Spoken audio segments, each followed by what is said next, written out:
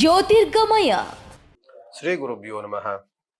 ಶ್ರೀಮತಿ ರಾಮಾನುಜಾಚಾರ್ಯಾಯ ನಮಃ. ವೀಕ್ಷಕ ಸ್ನೇಹಿತರಲ್ಲಿ ಪ್ರಾತಃಕಾಲದ ನಮಸ್ಕಾರಾದಿಗಳನ್ನು ಮಾಡ್ತಾ ನಾನು ನಿಮಗೆ ಇವತ್ತ ಒಂದು ವಿಶೇಷವಾದಂಥ ವಿಚಾರವನ್ನು ಹೇಳ್ತೇನೆ. ಏನಂತಂದರೆ,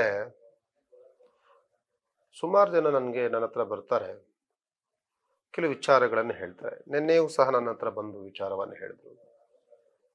ಗುರುಗಳೇ, ನಾವು ಎಲ್ಲೋ ಒಂದು ಸಾವಿಗೆ ಹೋಗಿದ್ದು, ಅಲ್ಲಿ ಆ ಸತ್ತಂತಹ ಆ ವ್ಯಕ್ತಿಯ ದೇಹಕ್ಕೆ ನಾವು ಮಾಲಾರ್ಪಣೆಯನ್ನು ಮಾಡಿದ್ವಿ. ಅನಂತರದಲ್ಲಿ ನಮಗೆ ಮನೆಗೆ ಬಂದ ಮೇಲೆ ಆಗುವಂಥರ ಮಂಕ್ ಥರ ಆಯಿತು. ಆ ವ್ಯಕ್ತಿ ಪದೇ ಪದೇ ನಮಗೆ ಕನಸಿನಲ್ಲಿ ಬರೋ ಥರ ಆಯಿತು, ಭಯದ ವಾತಾವರಣ ಆಯಿತು ಅಂತ ಹೇಳ್ತಾರೆ. ಇದಕ್ಕೆ ನಿಮಗೆ ಸುಲಭವಾಗಿರುವಂತಹ ಒಂದು ಮಾರ್ಗವನ್ನು ಹೇಳ್ತೇನೆ ನಾನು. ನೀವೇನು ಮಾಡಬೇಕು ಅಂತ ಅಂದರೆ, ಒಂದು ಸತ್ತಂತಹ ಒಂದು ವ್ಯಕ್ತಿಯ ಒಂದು ಆತ್ಮ 24 ಗಂಟೆಗಳ ಕಾಲವೂ ಸಹ ಅದು ಸತ್ತಂತಹ ಜಾಗದಲ್ಲಿಯೇ ಸುತ್ತಾಡ್ತಾ ಇರುತ್ತೆ. ಇದು ಗರುಡ ಪುರಾಣದಲ್ಲಿ ಉಲ್ಲೇಖವಾಗಿರುವಂತಹ ವಿಷಯ. ಅದಕ್ಕೆ ನಾವೇನು ಮಾಡ್ತೀವಿ ಅಂತ ಅಂದರೆ, ಸತ್ತಂತಹ ವ್ಯಕ್ತಿಯನ್ನ 24 ಗಂಟೆಯ ಒಳಗಾಗಿಯೇ ದಫನ್ ಮಾಡುವುದನ್ನು ನಾವು ಅಭ್ಯಾಸವನ್ನು ಮಾಡಿಕೊಂಡಿರ್ತೀವಿ. ಯಾವುದೋ ಕಾರಣಾಂತರಗಳಿಂದ, ಯಾವುದೋ ಹೊರದೇಶದಿಂದ ಬರಬೇಕು ಅಥವಾ ಇನ್ನೂ ಜನಗಳು ಯಾರು ತುಂಬ ಬೇಕಾಗಿರುವಂತಹ ವ್ಯಕ್ತಿ, ಅವರ ಪಾರ್ಥಿವ ಶರೀರವನ್ನು ಕೆಲವರು ನೋಡಲಿಕ್ಕೆ ಅವಕಾಶ ಬೇಕು ಅಂತ ಅಂದಾಗ ಇನ್ನೂ 1 ದಿನಗಳ ಕಾಲದ ಮುಂದೂಡಿಕೆಯನ್ನು ಸಹ ಕೆಲವು ಮಾಡುವುದು ಉಂಟಿರುತ್ತೆ. ಆದರೆ ಏನು ಹೇಳುತ್ತೆ ಗರುಡ ಪುರಾಣ ಅಂದರೆ, ಸತ್ತಂತಹ ವ್ಯಕ್ತಿಯ ದೇಹವನ್ನು 24 ಗಂಟೆ ಒಳಗಾಗಿ ಅದಕ್ಕೆ ಮುಕ್ತಿಯನ್ನು ಕೊಡಬೇಕು. ನಾವೇನು ಮಾಡ್ತೀವಿ ಅಂದರೆ, ಅದು ಒಂದು ಭಾಗವಾದರೆ ನಾವು ಹೋಗ್ತೇವೆ, ಸತ್ತಂತಹ ವ್ಯಕ್ತಿಯನ್ನು ನೋಡ್ತೇವೆ. ನೀವು ಅಲ್ಲಿ ಹೋಗಿ ಆ ವ್ಯಕ್ತಿನ ನೋಡಿ ಕರಸ್ಪರ್ಶವನ್ನು ಮಾಡಿ, ಹೂವಿನ ಹಾರವನ್ನು ಹಾಕಿ, ಅವ್ರಿಗೆ ನಮಸ್ಕಾರಾದಿಗಳನ್ನು ಮಾಡಿ, ಏನು ತೊಂದರೆ ಇಲ್ಲ. ನೀವು ಬರಬೇಕಾದ್ರೆ ಏನು ಮಾಡ್ತೀರಿ ಅಂದರೆ, ನೇರವಾಗಿ ಮನೆಗೆ ಬರ್ತೀರಿ. ಅದು ಮಾಡುವಂಥದ್ದು ಬಹಳ ತಪ್ಪು. ನೀವು ಎಲ್ಲೇ ಹೋದರೂ ಸಹ ಆ ವ್ಯಕ್ತಿ ಸತ್ತಿರುವಂತಹ ವ್ಯಕ್ತಿ ಹತ್ರ ಒಂದು ದೀಪವನ್ನು ಹಚ್ಚಿರ್ತಾರೆ.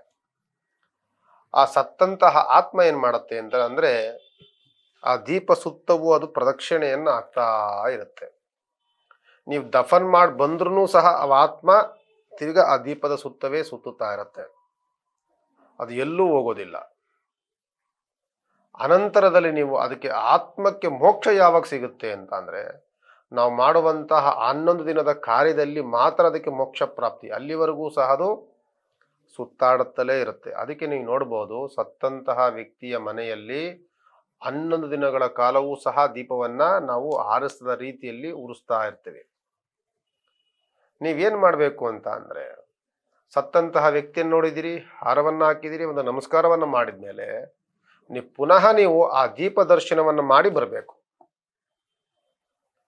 ನಾವೇನು ಮಾಡ್ತೀವಿ, ಹೋಗ್ತೀವಿ, ಅಲ್ಲಿ ದಫನ್ ಆಗತಕ್ಕ ಇರೋಕ್ಕೆ ಆಗೋದಿಲ್ಲ ಅನ್ಕೊಳ್ಳಿ ಸಮಯಗಳು, ಡೈರೆಕ್ಟ್ ಬಂದ್ಬಿಡ್ತೀವಿ. ನೀವು ಬರಬೇಕಾದ್ರೆ ದೀಪಕ್ಕೆ ಒಂದು ನಮಸ್ಕಾರವನ್ನು ಮಾಡಿ, ದೀಪ ದರ್ಶನವನ್ನು ಮಾಡಿ, ಮನೆಗೆ ಬಂದ ನಂತರದಲ್ಲಿ ನೀವು ಮನೆಯ ಹೊರಗಡೆನೆ ಕೈಕಾಲನ್ನ ತೊಳೆದು ಮನೆಗೆ ಹೋದ್ಮೇಲೆ ಒಂದು ಸ್ನಾನವನ್ನು ಮಾಡಬೇಕು. ಇಲ್ಲ ಅಂದರೆ ಆ ನೆಗೆಟಿವ್ಸ್ ಪ್ರಾಬ್ಲಮ್ ಅಂತ ಏನಿರುತ್ತೆ.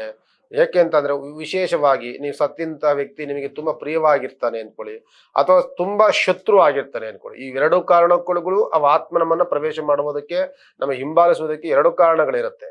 ಏನು ಅಂತ ಅಂದರೆ, ಅತ್ಯಂತ ಪ್ರಿಯಕರವಾದಂಥವರು ಆತ್ಮೀಯರಾದರೂ ಸಹ ಅದು ಫಾಲೋ ಮಾಡುತ್ತೆ, ಮತ್ತು ದುಷ್ಟರು ಯಾರು ತುಂಬ ಶತ್ರು ಆದರೂ ಅದು ಫಾಲೋ ಮಾಡುತ್ತೆ. ನಮ್ಮನ್ನು ಎಲ್ಲಿ ತನಕ ಫಾಲೋ ಮಾಡುತ್ತೆ ಅದು ಅಂತ ಅಂದರೆ, ನಾವು ಕೈ ಕಾಲನ್ನು ತೊಳ್ಕೊಂಡು ಹೋಗೋ ತನಕನೂ ಅದು ಮಾಡುತ್ತೆ. ಕೈ ಕಾಲು ತೊಳ್ಕೊಂಡು ನಾವು ಮನೆ ಒಳಗಡೆ ಹೋದರೆ ಕೈ ಕಾಲು ತೊಳಿತಿದ್ದಾಗೆ ಆ ಆತ್ಮಕ್ಕೆ ನಿಮಗೆ ಅಲ್ಲಿ ಒಳಗೆ ಪ್ರವೇಶ ಮಾಡ್ಲಿಕ್ಕೆ ಆಗೋದಿಲ್ಲ. ಒಂದು ಶುಭ್ರತೆಯಲ್ಲಿ ಅದು ನಿಂತೋಗ್ಬಿಡುತ್ತೆ. ನಂತರದಲ್ಲಿ ನೀವು ಸ್ನಾನವನ್ನು ಮಾಡಬೇಕು, ಅನಂತರ ದೇವರಿಗೊಂದು ನಮಸ್ಕಾರವನ್ನು ಮಾಡಬೇಕು. ನಾವು ಯಜ್ಞೋಪಯುಕ್ತ ಧಾರಣೆಯನ್ನು ಮಾಡ್ತೀವಿ ಅಂದರೆ ಅದನ್ನು ಬದಲಾಯಿಸ್ಕೊಳ್ಬೇಕು. ಈ ಕ್ರಮವನ್ನು ನೀವು ಅನುಸರಿಸಿದ್ದೇ ಆದರೆ ನಿಮಗೆ ಸತ್ತಂತವರ ಆತ್ಮದೋಷಗಳು ನಿಮಗೆ ಬರೋದಿಲ್ಲ. ಅವಾಗ ಕೆಟ್ಟ ಸ್ವಪ್ನಗಳಾಗಲಿ, ಭಯದ ವಾತಾವರಣಗಳಾಗಲಿ ಆಗೋದಿಲ್ಲ. ಇದನ್ನು ನಾವು ಫಾಲೋ ಮಾಡಬೇಕು. ಇದನ್ನು ನೀವೆಲ್ಲರೂ ಸಹ ಫಾಲೋ ಮಾಡ್ತೀರಿ ಅಂತ ಅಂದ್ಕೊಳ್ತೀನಿ. ಅದಕ್ಕೋಸ್ಕರವಾಗಿ ಈ ದಿನ ಕಾರ್ಯಕ್ರಮವನ್ನು ಮುಗಿಸ್ಕೊಡ್ತೇನೆ. ಒಳ್ಳೆಯದಾಗಲಿ. ಜ್ಯೋತಿರ್ಗಮಯ.